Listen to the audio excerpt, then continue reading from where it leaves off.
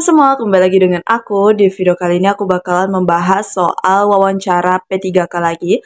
Tapi sebelum ke videonya, jangan lupa di like, comment, subscribe, dan nyalakan lonceng notifikasinya supaya kalian gak ketinggalan video terbaru dari aku. Oke, kita langsung aja baca ke soal nomor 1. Apa yang Anda ketahui tentang P3K? Oke, kita baca opsinya dulu. A. Dapat memperpanjang masa kerja dengan permintaan sendiri. B. Berhak mendapatkan gaji, cuti, dan tunjangan lainnya. C. Dapat diangkat secara otomatis menjadi PNS. Kemudian D. Diangkat sebagai pegawai dengan perjanjian kerja oleh pejabat pembina. Oke teman-teman, kira-kira mana nih jawaban yang paling tepat? Nah, apa yang bisa kita ketahui tentang P3K? P3K itu adalah pegawai dengan perjanjian kerja ya teman-teman. Jadi di sini jelas jawabannya adalah yang D untuk poin 4-nya.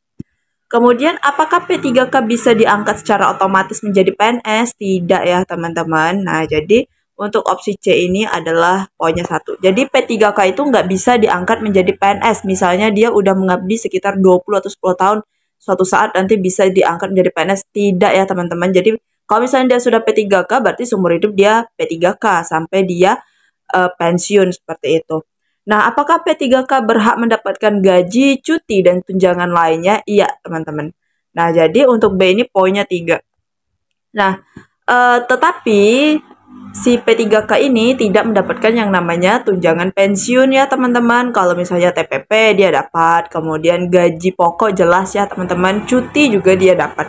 Hanya tabungan pensiunnya aja yang dia tidak dapat. Kemudian yang A, dapat memperpanjang masa kerja dengan permintaan sendiri. Ini tuh biasanya ada kontraknya ya teman-teman, perpanjangnya itu kontraknya sesuai dengan undang-undang seperti itu. Nah untuk yang A itu poinnya 2. Oke teman-teman, next kita lanjut ke soal nomor 2. Oke teman-teman, kita next ke soal nomor 2. Baca dulu ke pertanyaannya. Menurut Anda, sikap yang harus ditunjukkan oleh seorang pegawai adalah, kita baca opsinya. A. Mengikuti perintah atasan secara loyal. B. Menciptakan hubungan baik dengan rekan kerja. C. Berintegritas dan memberikan nilai lebih. D. Bersikap jujur dan profesional. Oke teman-teman, nah di sini tuh jelas ya jawabannya adalah yang C. Berintegritas dan memberikan nilai lebih seperti itu. Nah, kalau berintegritas itu udah masuk, yaitu sikap jujur, profesional, loyal, dan segala macamnya, teman-teman. Jadi, cari jawaban yang sekomplit-komplitnya ya, teman-teman, yang bisa merangkul semua opsi. Nah, kalau misalnya kalian ketemu dengan jawaban yang dari satu opsi tersebut sudah merangkul keseluruhan opsi, maka itu pilihlah jawaban tersebut, teman-teman. Nah, jadi di sini jawaban yang paling tepat itu adalah yang C, poin 4-nya, berintegritas dan memberikan nilai lebih. Kemudian untuk poin 3 itu adalah yang D ya, bersikap jujur dan profesional. Kemudian poin 2 ya. Poin 2 itu adalah yang B, teman-teman, dan poin 1-nya adalah yang A. Oke, next kita lanjut ke soal nomor 3. Lanjut ke soal nomor 3, kita baca bareng-bareng. Apakah Anda merasa sulit meminta tolong kepada seorang teman untuk melakukan sesuatu untuk Anda? Oke, kita baca dulu opsinya. A. Jarang meminta tolong karena tugas tersebut sudah menjadi tanggung jawab saya. B. Merasa sulit karena tidak ingin membebani orang lain atas tugas saya. C. Selalu meminta tolong meskipun tugas tersebut merupakan tugas saya. D. Jika dalam kondisi yang benar-benar sangat mendesak, maka saya akan meminta tolong pada orang lain. Oke teman-teman, nah di sini kita lihat opsinya ya. Jawaban yang paling tepat itu adalah yang D ya. Jika dalam kondisi yang benar-benar sangat mendesak, maka saya akan meminta tolong kepada orang lain. Jadi kalau misalnya kita minta tolong pada orang lain itu kan berarti kita harus lihat situasi kondisinya juga ya teman-teman. Apakah takutnya kita merepotkan orang tersebut seperti itu. Jadi kalau kita misalnya minta bantuan orang lain, yaitu untuk urusan yang benar-benar mendesak ataupun emang yang kita tidak tahu teman-teman. Jadi sehingga butuh bantuan orang lain seperti itu. Nah jadi poin 4-nya adalah yang D. Kemudian poin 3 itu adalah yang A ya. Selain poin 3, kemudian ada poin 2. Poin 2-nya itu adalah yang B dan poin 1-nya adalah yang C.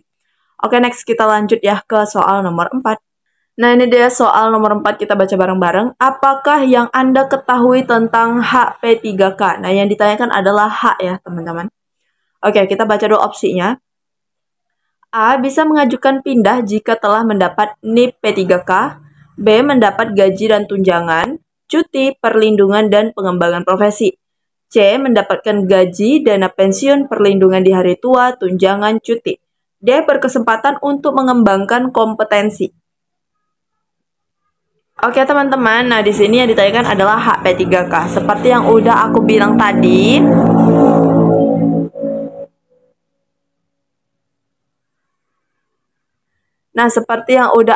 tadi, bahwa hak P3K itu adalah mendapatkan gaji, tunjangan, cuti, perlindungan, dan juga pengembangan profesi. Perlindungan ini maksudnya seperti BPJS ya teman-teman, BPJS Kesehatan, BPJS Ketenagakerjaan seperti itu. Nah, jadi jawaban yang paling tepat itu adalah yang B.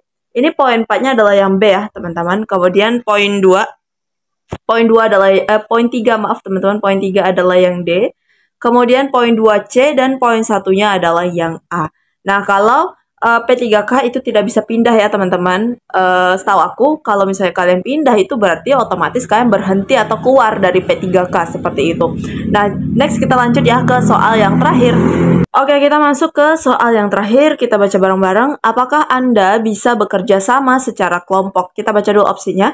A. Jika anggota kelompok bisa diajak kerjasama, maka saya akan menyesuaikan juga. B. Saya lebih suka mengerjakan sendiri dan menyuruh teman saya untuk bersantai saja.